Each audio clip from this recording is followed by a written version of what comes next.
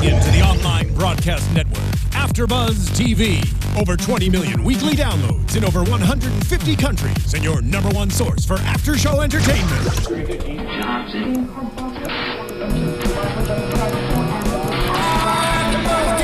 AFTERBUZZ TV, the destination for TV superfans, producing aftershows for over 300 of your favorite TV shows, interviewing celebrities and showrunners, and bringing you behind-the-scenes exclusives. All thanks to E! Entertainment's Maria Menounos, producer Kevin Undergaro, and internet leader Akamai. Now, let the buzz begin! Yeah, hello! Doctor Who fans, welcome back to the Doctor Who After Show here on AfterBuzz TV. Yeah, we got the modern theme because we're modern and eclectic. It's gonna be so pumped up. Yeah, it's really, you know what? It grows on me every single time. Yes, same here. Yeah, because like I mean, my personal favorite is like that season 4 orchestral bombast. Sure. But this is still very like pumped up. I like it. I like the kind of creepy squeak. It's fun. From the old school? No, this one. I think this one's got like a creepy vibe to it. Oh, yeah, that's true. Welcome to the After Show here on AfterBuzz TV, the Doctor Who After Show for Season 8, Episode 6, The Caretaker. I'm Matt Lieberman. Joining me this week, Mr. Zach Wilson. Hey, guys. Mr. Jessie Klein. Hi. Liz Rishmawry, she's on her way. Someone blocked her car in, so she's running late. She's going to join us on the couch in a bit. But for those of you who are watching us live, welcome. And you can live tweet us. We're going to give you our Twitter handles as we do every single week. You can tweet me at Matt Lieberman. That's MattLieberman. And I'm at that Zach Wilson. That's Zach with a CH. I am at Jess Klein 1, JessKlein, the number 1. Okay, great. And I found it for you guys. I mentioned it last week, but let's get some relaxation on really quick. And I was just wondering what they've been. What was that? I'm playing, I'm playing the relaxation. I don't. Take a deep breath in through your nose. Now exhale through your mouth softly. Focus on slowing down your breathing into a calm rhythm. Inhale. You are becoming more. All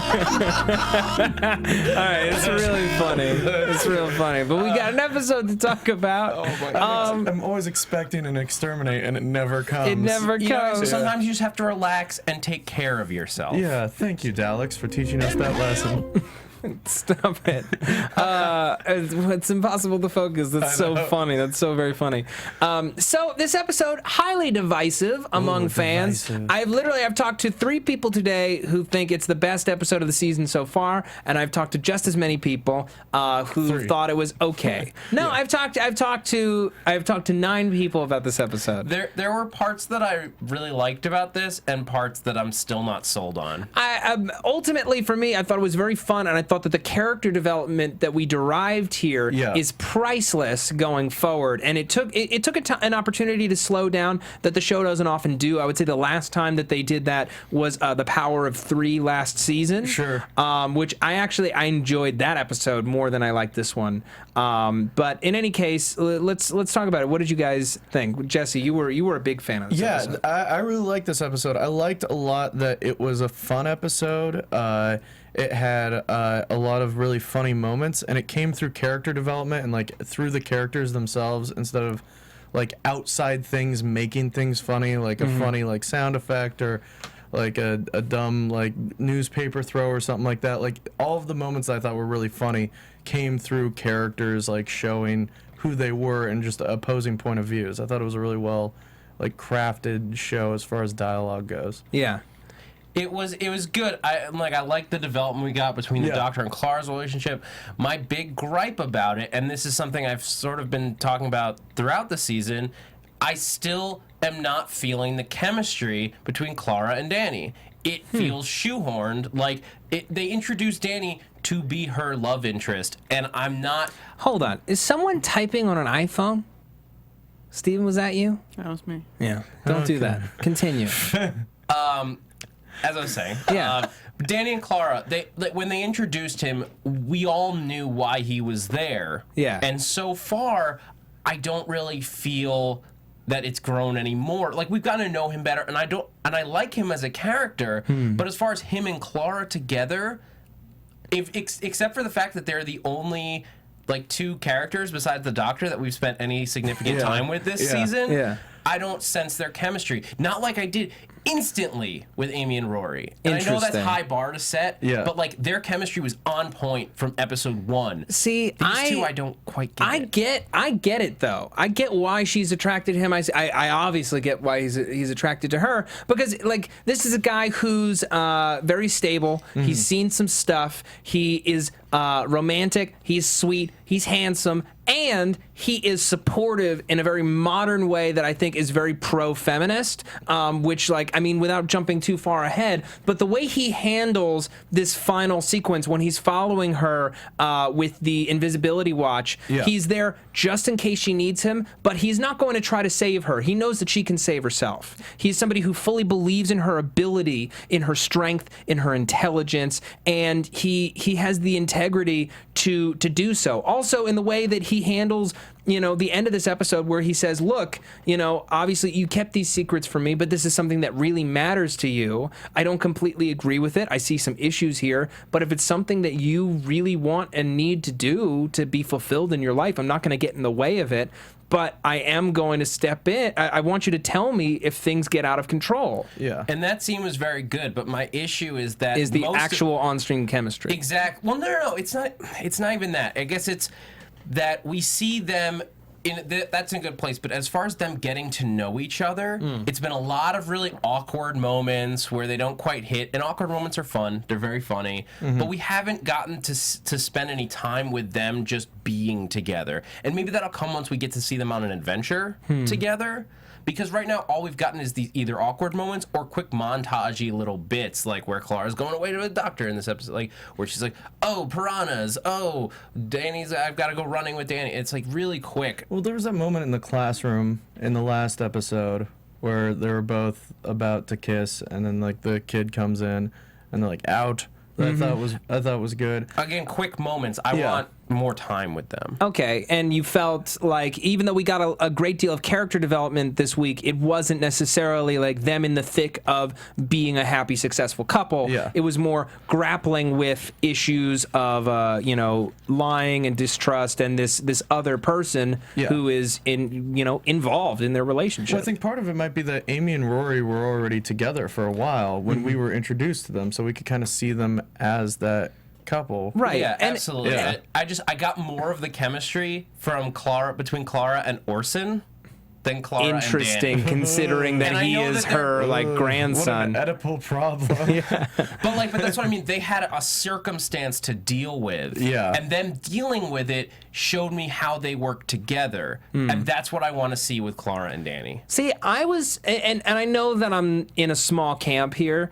Who, camp. Yeah. As much as I liked Amy and Rory as characters, I was bothered by their romance because Amy was kind of a tyrant, and she ran roughshod all over this guy who just followed her around. He like for the whole first season he was there, he was just kind of like dealing with the fact that this is a girl who she obviously has feelings for this other man, and she's spending all this time with him, and having to stick up for himself, ultimately proving himself and his love for her, and having her come to appreciate him more. But it was still, I don't know, I still can't get over that initial like years and years of her basically treating him like crap. Yeah, but I feel like it earned some great moments, like because of that, like the times when Rory really stuck up and like fought for himself. He stuck up. Yeah. Stood up for himself and fought for himself. I thought those earned really great moments. And I think maybe it's just the difference between like people who already are in a relationship and have established their chemistry versus people who are like trying to figure things out. Like this is early on in their relationship.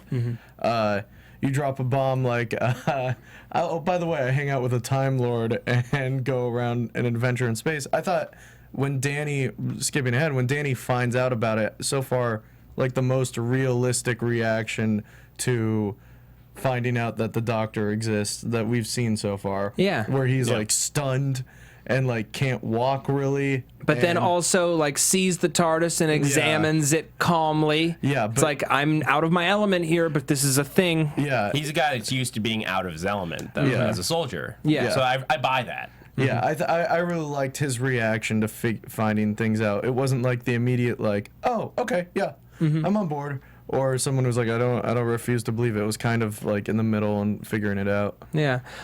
So this episode was written by the same writer of The Lodger and Closing Time. Another a fine pair of Earthbound episodes. Yeah. And I feel like as well as in both of those, the threat is not necessarily important. It's not integral to the story. At times, it kind of felt like we only have this like robot death machine just to give the Doctor an excuse to be here, so that we can have essentially an episode of character drama. Which I think is fine to have like a MacGuffin. I think we need to have something. Yeah. Yeah. I agree. I don't think the Blitzer was like I actually thought the creature design was really cool. I thought that it's worth revisiting this kind of creature because I thought it was really cool and like it felt threatening. But it was barely in the episode. Yeah.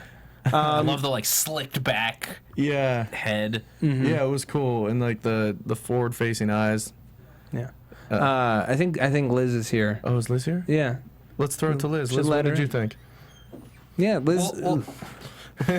Oh, get in here. Get in here. Yeah. Well, while we're paused, we got a question from at Chloe D. Stewart. Hey, Chloe. Who Hi, asked, Chloe. do you think that the Doctor is still attracted to Clara? Well, it's interesting because we have that wonderful misconception where the Doctor thinks that he's met Clara's boyfriend, but he's thinking about this guy who looks just like Matt Smith. Yeah. As soon as I saw him, I was like, "Oh, it's gonna be a great moment." Yeah. And when he finally reveals to him, or when she finally reveals to him that that's not the case, he has this like wonderful abashed look of like when she says I'm not attracted to him, he's like, what? How could you? I thought we had this thing. And how funny was it when I can't hear myself. Well, how funny was it when she mentions later on like he's not even my type. Yeah. The other guy, he's just my friend. He's And then not my we type. just get this awesome look from Peter Capaldi. It's just like, what? To answer that question, I think the Doctor is not attracted to Clara anymore, but I think he's still very protective of her and like feels very connected to her. I'm gonna keep going with I think the relationship is very avuncular, where he is like a protective dad, and even Danny Pink assumes that the Doctor is her dad. Yeah. And the whole like not approving of the boyfriend thing, like all of that kind of stuff felt very dad-like. I liked that, and what I liked even more was that Danny was very much like, okay, I'm dating a girl from a family that's dysfunctional. Yeah. And there's this father who has hurt her in the past and has the potential to do so in the future. I'm going to respect him and respect his rules and boundaries, but I'm also going to make it clear that if you ever do something to her that I don't like, I'm going to step in too. Sure. Yeah, that was really cool. And also the moment where Clara, like a dysfunctional family and like a father who is childish, Clara really stepped up and was like, I'm your teacher as well, and was like, and is taking care of him. I think they have a very interesting relationship that we have not seen a Doctor have with a companion before. Yeah. I also, I have to say, I love the little thing about he's like, well, how could I be? We're the same age. Yeah. No, not even a little We bit. look the same age. Yeah. Yeah, I don't think any version of Dr. Matt Smith or Peter Capaldi were attracted to Clara. I mean, Matt Smith played a very asexual Doctor, with the exception of River Song. Yeah. And River Song name check this week. Yeah. Yes. Which was great. I love that it was just tetucked right in there. It didn't need to be a big thing. We lived amongst otters once. River and I had this big fight. Yeah.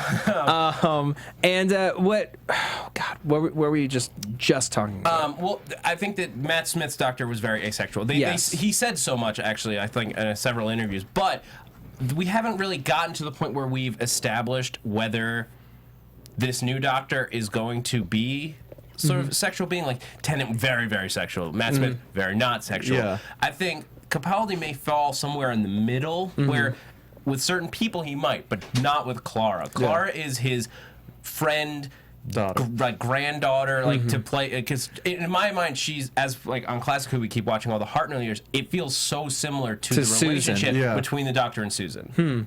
Another thing which, you know, brings us back to the first episode of this season is when the Doctor was talking about, you know, flirting and how he shouldn't have flirted with her, that it wasn't her who was, you know, like making this, you know, romance thing happen, that he was flirting with her.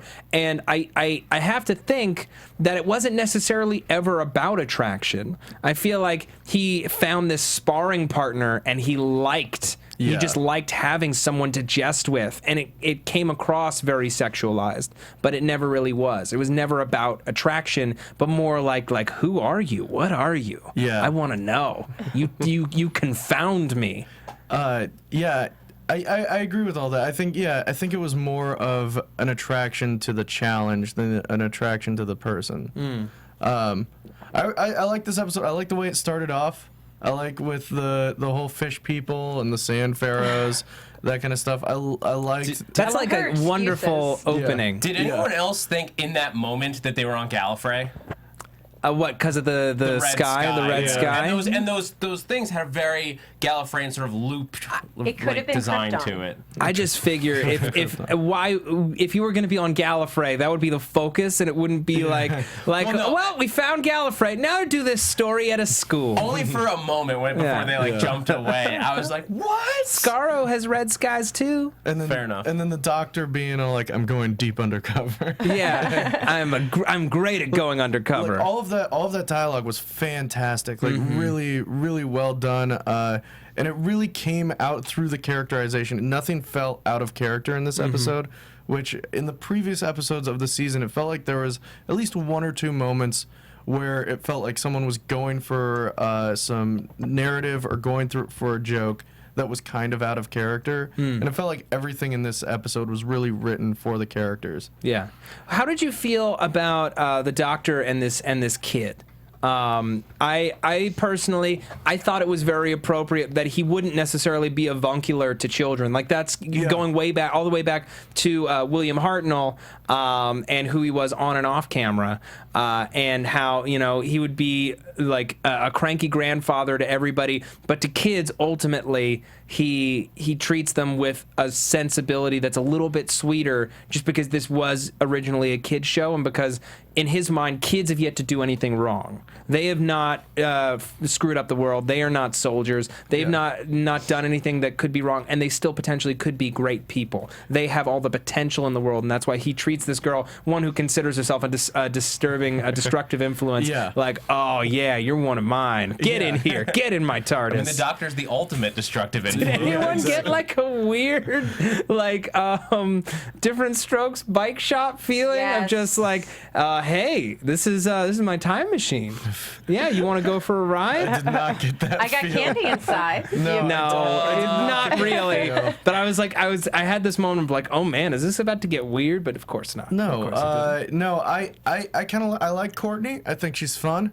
I assume she'll probably be on an adventure sometime soon. Yeah, or maybe we meet future Courtney. Future Courtney. I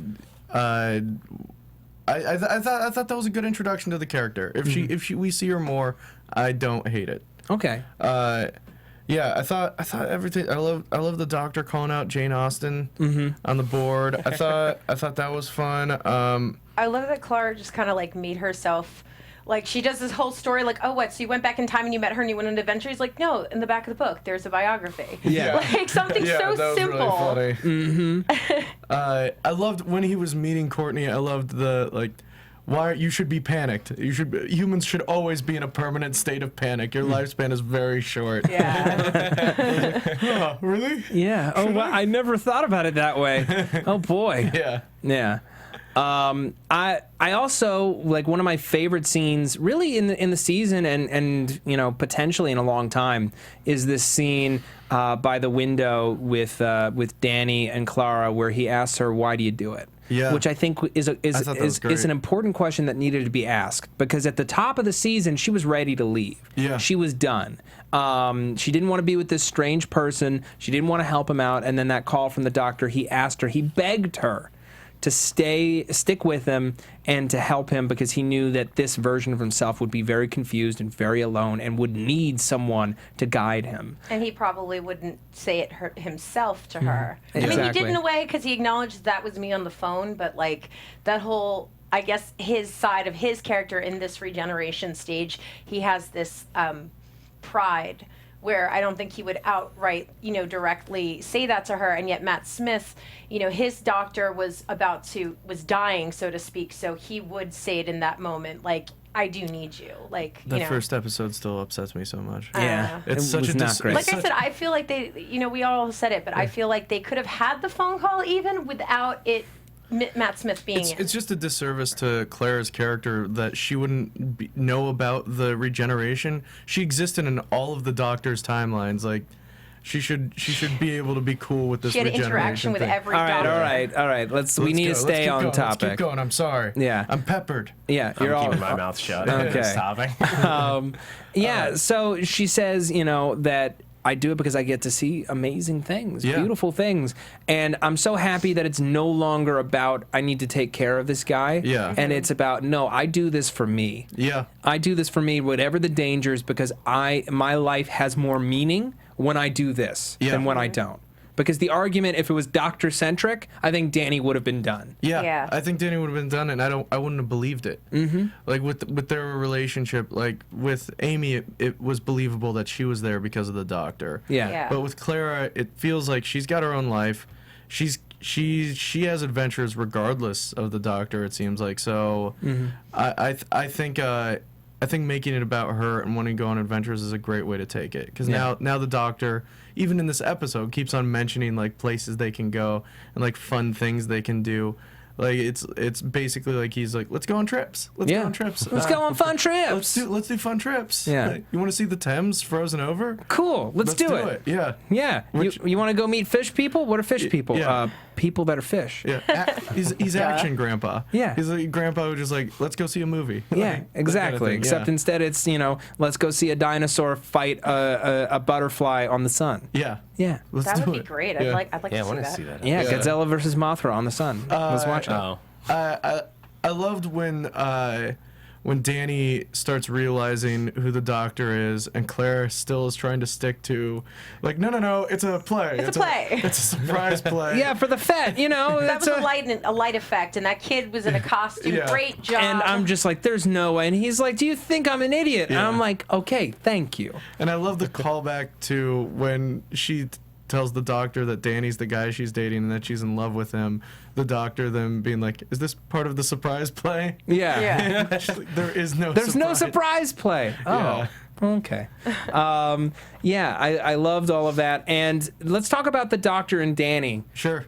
Together. The Doctor, really harsh on Danny. Really harsh on soldiers. Yeah, in general. Really, Yeah. I love that he can't comprehend that a soldier can be more than a PE teacher. It was it was weird. Like it felt very weird to see him so against soldiers. Yeah. Well, I mean, it's been established so far this season that he has a problem with soldiers, and even Yeah. in the past, with UNIT, for example, and just armies in general. He doesn't like war.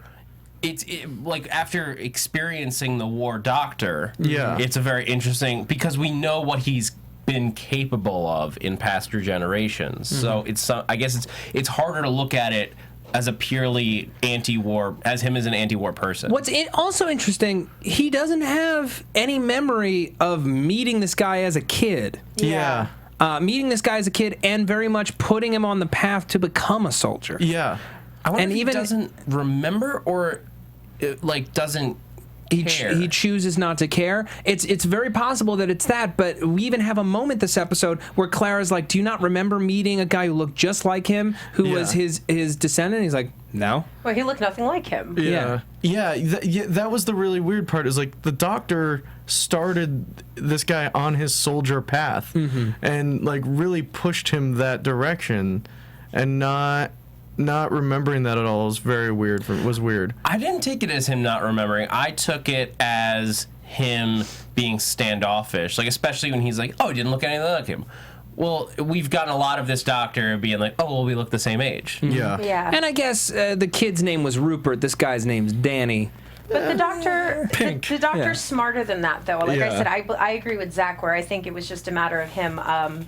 He, especially considering how you can put 2 and 2 together and know that Clara was his ancestor, and the fact that it's so obvious What? that when Pink, the future. Oh, when Orson Pink. put together. Orson, Right. yeah. So what I'm saying is, it's so obvious and put 2 and 2 together that Clara does eventually wind up with Danny, and how the doctor is against it. It may be just him being standoffish and also kind of in denial that they do wind up together, that it's something that works. Well, no, that was a conversation between Orson and Clara. The doctor was not privy to that Oh, conversation. that's right. Yeah. Well, either way, like, I agree. I think he's standoffish in the sense where even if he knows darn well that guy looked a lot like him, he doesn't Yeah. want to. Yeah. He also just doesn't think a soldier could possibly be good enough for his little girl. Yeah, Aw. that's true. Yeah. It was a very like father like. This was a Guess Who's Coming to Doctor episode.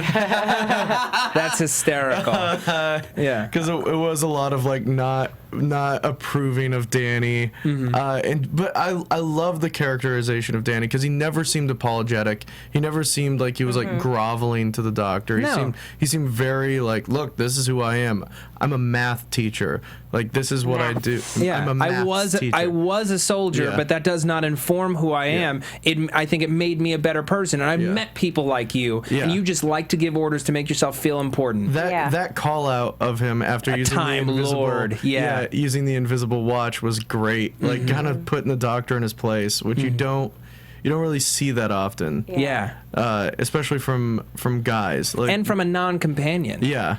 I like the fact that that whole scene where Danny, he says he knows that I'm here. Like, that's why he's trying to, like, take you somewhere. And also the fact that when he just makes a point to the doctor saying, don't you get it? Like, he's just saying he needs to make sure, he doesn't care of anything. The point of it is to make sure that I'm good enough for you. Yeah. And I feel like the doctor and Danny had a moment there of connection, like, okay, you get it. You're a worthy adversary. Yeah, exactly. Yeah, I agree. I think it was like a moment of like, all right, you did do that. I was hoping he would solve it through math, by the way. Yeah. I was really upset that he did it through doing An amazing sweet flip, doing a triple sweet flip, salchow. which basically like solidified the doctor's argument. Like he did a PE move to solve it. I was really hoping he would use math because that would have been like such a satisfying finish where like he outmathed the doctor or he used math that the doctor didn't see. Instead of doing what is very much an impossible, Listen. unless he is superhuman. Yeah. Listen, math could have been used to use the Parabola. the physicality, about the gravity and Yeah, with the sure. weight and the velocity It's of mo- that geometry. flip. Yeah, that's Listen, true. Math is a universal language. It's true. But it's don't know moments how. like that that I feel like fuel the Danny or Orson is the master theories. Whoa, is that a theory? That's a theory that I've been hearing around. No. And it could very well mean that Orson Pink was not a person at all, and that the reason why he looks just like Danny is because it's the same regeneration, just 100 years older. What about the young kid? Rupert Pink? Yeah. Danny Pink is not named Rupert Pink. It could be very well be not the same person at all. I don't No. agree. That's a stretch. And I he have just some- happens to use Danny for the action figure. And I have some crazy theories to throw out later, and I Okay. think that's a stretch. Fine. Yeah, I don't agree with that at all. I don't. I mean that could be like, oh, I think their school headmaster is the master because his name is Headmaster. Yeah. Well, I mean, that's effectively what I said about Missy. Yeah.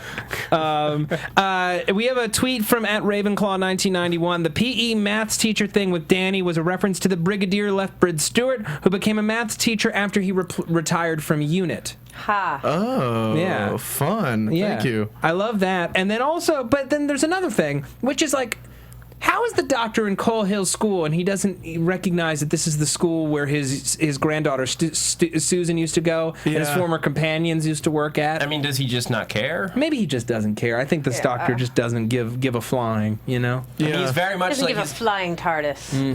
It would have been nice if like there had been some sort of reference to it though, or like some sort of like, oh, I've been here before, Yeah. or anything like that. Yeah, that's true. He hasn't acknowledged it. Yeah. Yeah, not one bit. All it needs is like the tiniest little nod. Yeah, and it would tickle me. Yeah. So I want to talk about we have this policeman get got by our robot friend, and very firmly. Now, we've discussed in the past that the previous deaths who have wound up in the promised land or heaven or whatever you want to call it could possibly have not been deaths, but instead teleportation just before death. But no, we see a charred arm fall into frame. Yeah, this is pretty He is clear. dead. Yeah, they dodged it for a while, but this is pretty clear. Yeah, he is a dead man. Yeah. Yeah. Which begs the question, if this isn't just a place that people get teleported to before they die, where is Missy operating and what's going on? We've got some hands raised. I saw Zach's first. Jesse and I have a theory. We were talking about this beforehand. Yeah, okay. But it goes back. I think it's the library. Yeah, it's something I said weeks and weeks ago. Yeah. That I believe that Missy is some version of River Song.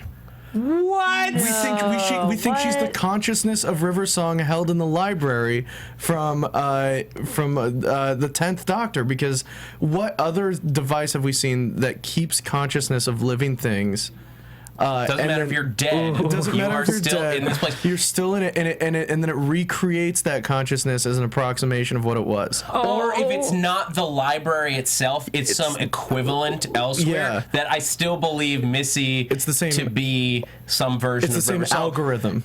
And she would say like to the people Yeah, who she said called- boyfriend, not husband. 'Cause they got I divorced. Say, when you die, what is the rule on Gallifrey? If you die and regenerate, you're effectively a different person. A lot of people would argue. So does that mean you are, quote unquote, divorced? Yeah. So then she might refer to, but because of all the complications of their backwards relationship through time, she might refer to him as her boyfriend. Also, I don't think Moffat can resist having someone not say spoilers. Yeah. I feel like he just can't do it. But then again, if that's the case, then like why does she have this completely different form? That was the end of River, and she wouldn't This is have her had any consciousness. regeneration. But this is her consciousness. Maybe the consciousness made a distinct choice to regenerate, even though it doesn't have a physical body to need Because a regeneration. technically, this could be taking place thousands of years after the Doctor left her there. Yeah. I like this theory way too much, and I've been on a very, River's not coming back stance. So the idea of this is a huge problem for me that I like it. Also, she's older, so she would fit with Capaldi a lot better. All right. Well, before we get into my theory, I want to really quickly mention iTunes. Sure. You know, people, I say it every week, and only because it's the truth. The best way to support AfterBuzz TV is to go to iTunes, rate and review the shows that you listen to or that you watch on YouTube. It's quick, it's easy, and it's free. You know, we here at AfterBuzz, I don't know if you're aware, you should be, we put out over 80 hours of free after-show podcast content a week. It's a huge endeavor. It has a lot of moving parts, and a lot of great people are working really hard to bring you your podcasts on time, whenever you want them, when you need them, and to give you the widest array of shows possible. So the best way you can support them and help us get the sponsors that keep our lights on and our doors open is to go to iTunes, rate and review those shows. It only takes a minute, it doesn't cost you a dime, and you get a great shout out here on the show. Shout outs. Yes. Best Doctor Who podcast from Titanic 170, 5 stars. Best Doctor Who podcast out there. Wow, that is a 9-word, 5-star review that I guarantee took less than 30 seconds to do. Really easy, and it helps us out. They might have put a lot of thought into that, man. That's true. Okay, I'm not selling them short. Thank you, Titanic. Yes. Good discussion. 5 stars from Heidi in Minnesota. Hello, Heidi in Thank you, Minnesota.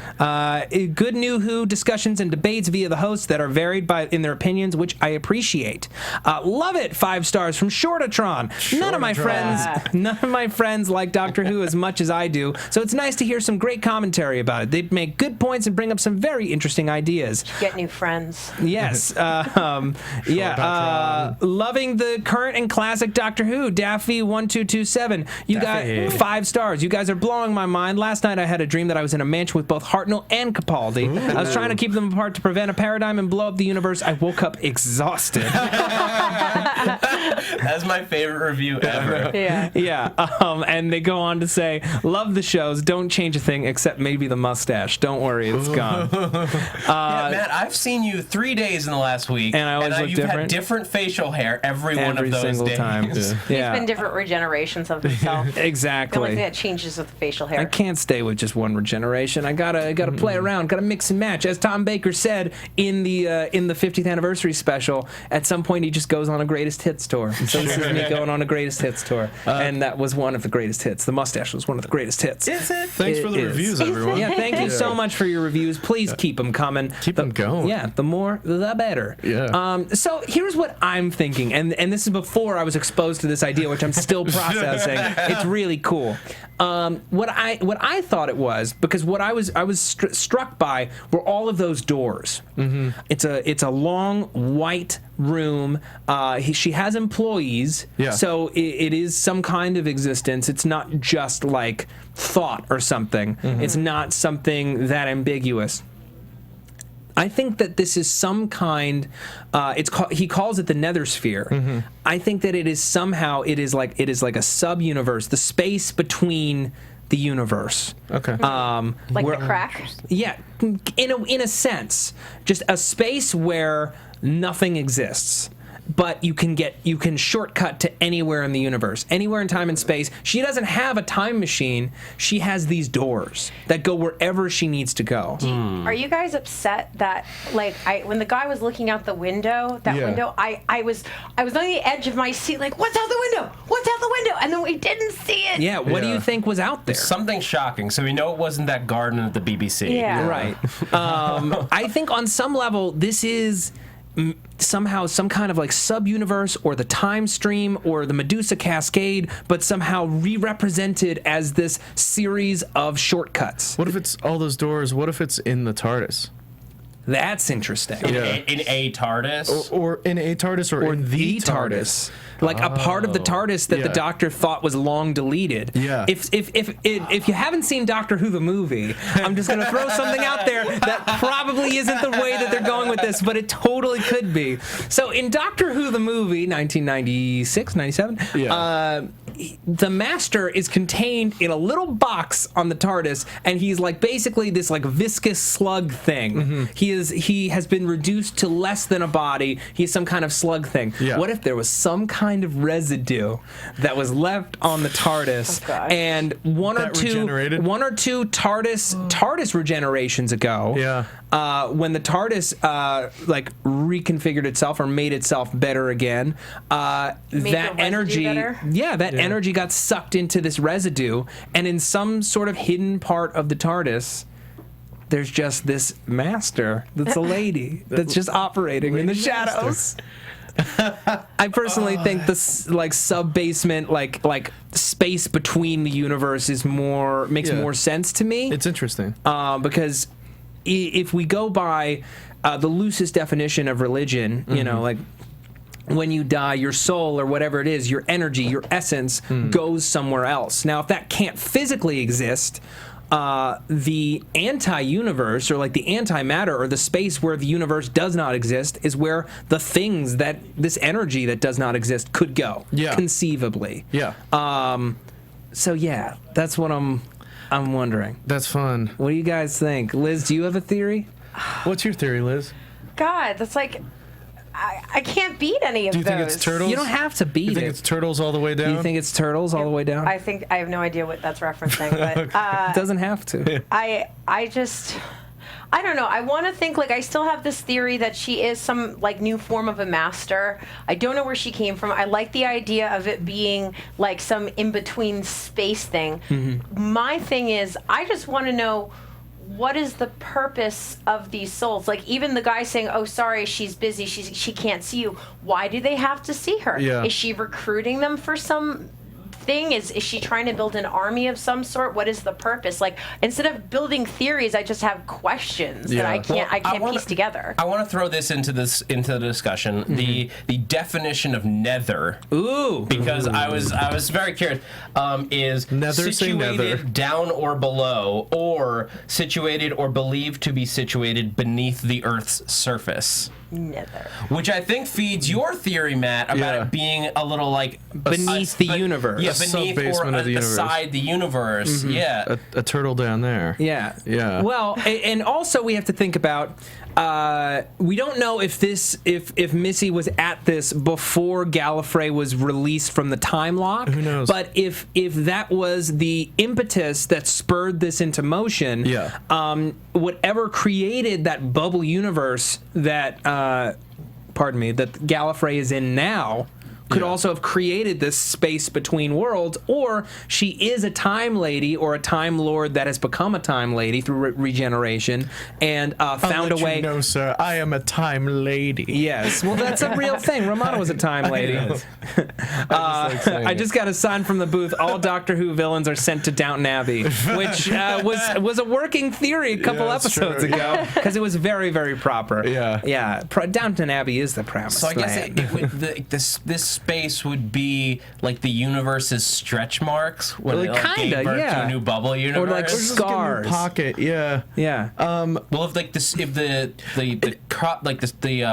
or like the space where that the bubble scar universe, is the little line. right? But like if it's a bubble universe, then it is attached to the universe, and that line, that border of the universe and the bubble universe, could be where it is. And actually, this still fits. The Ronnie is still not out of the running. 100%, absolutely. Because again, it doesn't seem like she is actively going after the Doctor, which was always the Ronnie's thing. Is the Ronnie was just conducting experiments, and the Doctor was there to stop her because they were terrible. But at the same time, though, I'm not familiar with the classic Who's, so if the Ronnie is referring to her, if she's the Ronnie, and she's referring to herself as the Doctor's girlfriend, did the Ronnie care about the Doctor so much that they would have put themselves on that kind of romantic level, referred to the Doctor as such? I think it's more, if it is the Ronnie, it's more like it's the only person who's ever been able to outsmart her. Okay, like so it might be it's that an attraction because if she's a sapiosexual, she's attracted to intelligence. Because the Ronnie was busy making landmines that turn people into trees. Yeah, that's that was one of the Ronnie episodes. I'm forward to this episode. It's one of the worst episodes. That's really the problem with the Ronnie is like she's such an interesting character. Her episodes are not that good. Good at all. She's not handled well for such an interesting character. She's not handled very well. Which is why it would be a very compelling choice to have her be come back. This mysterious person. We have to remember, like, we keep putting sinister motives onto whatever Missy is doing, but she is also the person who put the Doctor and Clara together. Like, that would never have happened without her assistance. Now, we assume that it was because she requires the Doctor and Clara to be together for some event to happen. But that's still a theory we're running on. Which could be the Doctor releasing Gallifrey from the time lock. Yeah, I think that works. I mean, they did need to meet in order for that all to happen. Yeah, that's true. Interesting. Where did they establish that it was her that called? They established it. They said it's a woman from in a shop who told her, and they reestablished this season that we still haven't found the woman who put us together. Okay, but they haven't said it. You were saying it very definitively, and I was trying to remember if they actually. I don't think they've explicitly. Theory. Okay. What if the woman in the shop was Clara? Whoa. Because Clara put herself through all the Doctor's timelines. So what if she was the one who pushed herself into meeting the Doctor? Circular Terminator logic. Which shop are we talking about? No, it's not. So she called a computer shop. She called the computer shop to find out, how to get her internet working, and they gave her another number that they said was the phone company, but was actually the TARDIS. So what if that was Clara from all of the Doctor's timelines pushing herself to meet the Doctor? My only hesitation of that, it's a good theory, but it feels, if they said that, it would feel like a cop-out because they've been teasing this as a new person. That's true. But at the same time, I wouldn't be surprised if it happened. It feels very Moffat to make it Clara. It feels very Listen. Yeah. There was a moment in the Doctor gave Clara his screwdriver. Which I thought was like a big kind of like show of trust to her that kind of felt like, oh, this is a big moment. Because like, that's a screwdriver, man. Like He's done that He's before. giving it to Amy. Yeah. a bunch. he's given to Amy a bunch, but like Amy and the Doctor had a different relationship. Right. He felt Yeah. responsible for Amy because he screwed up her childhood. Yeah. Yeah. Can I ask something? Yeah, Stephen Lemieux, our engineer. I feel like kind of maybe this is really stupid because I don't watch the show religiously as much as I should. 'Cause Yeah. Even though I'm a nerd. Not a nerd. I don't mean to say it that in a derogatory way. I love this stuff. though. You're just passionate about Yeah, I stuff. love it. Yeah, just passionate about stuff. Yeah, man. Has anyone had the theory that perhaps the lady, I don't know, what are you calling her now? Missy. Missy. Perhaps she's in the Doctor's mind? Because if you think about it in some kind of way, if you think of her as more of a consciousness and the characters that he's killing as less of a physical thing but more of a consciousness and a memory. Well, the issue there is that he has not been present for all of those Yeah. deaths. Yeah. So that Okay. that would Why would kind the, of why would the deaths when be the going police to when the police consciousness? officer Policeman died. today. Yeah. That would have been viable before, but with the police officer really dying, we see him die, and the Doctor was not present for it. Yeah. He wouldn't have known about it. But that's an interesting theory. I'm a noob. Maybe they're all otters. yeah. Maybe they're in an otter. That's why we brought up otters this week, so we'd plan it in our minds, and then we would be ready to accept that everyone in the universe is an otter. By the way, They don't eat off their bellies, guys. They don't eat. Oh, they don't true, eat off that's their true. bellies. It is just to fuel our library theory. The policeman does have that, very similar to Who Turned Out the Lights moment. Yeah. That, where he's like, wait a minute. What I don't remember how I escaped. How do I forget a thing like Yeah. that? Yeah. Yeah, that is very close. Can turned out I the lights? ask a question that maybe will be easily debunked? I'm trying to remember all the people who have been taken to the promised land. Sure. But one of them was definitely a soldier. We have a policeman who, in a sense, is a soldier of the state. Deployed to protect people. Yeah. But then we have this robot, this cyborg from the first episode, who uses violence to get what he wants. But I don't know if I would classify him as a soldier. I'm wondering if that's maybe a thread between all of them.